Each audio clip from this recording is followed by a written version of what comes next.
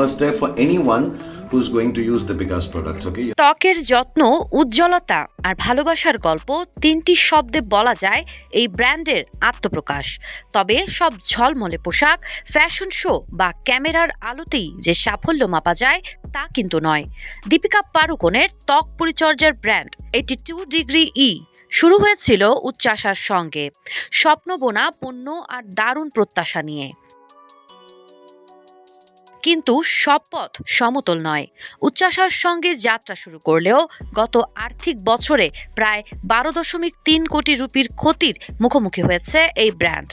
আয়ও কমে গেছে 21.2 কোটি থেকে 14.7 কোটিতে।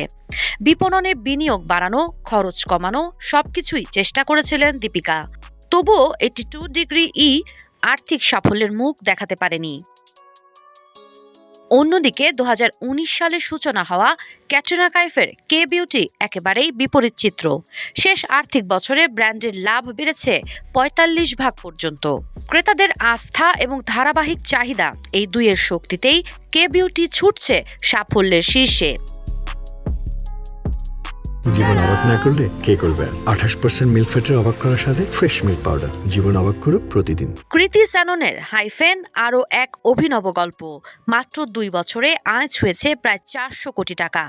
গ্রাহক সন্তুষ্টি ও পুনঃক্রয়, এই শক্তিতে দৌড়াচ্ছে হাইফেন স্টার ব্র্যান্ডগুলোর সামনে।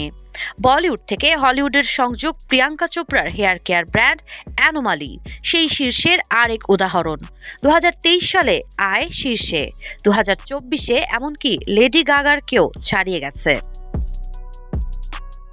অভিনয় থেকে খানিক দূরে থাকলেও আনুশকা শর্মা তার পোশাক ব্র্যান্ড নুশ নিয়ে ব্যস্ত। শহুরের স্বাচ্ছন্দ্যকে কেন্দ্র করে তৈরি ফ্যাশন লাইনটি দেখছে স্থির চাহিদা এবং ধারাবাহিক বৃদ্ধির সম্ভাবনা। ব্যবসায়িক অঙ্গন বলিউডের গ্ল্যামার থেকে আলাদা।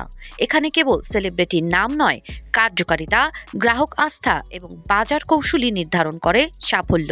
কেউ ডুবে যাচ্ছে ক্ষতির গভীরতায়, কেউ আবার সাফল্যের তরঙ্গে ভাসছে।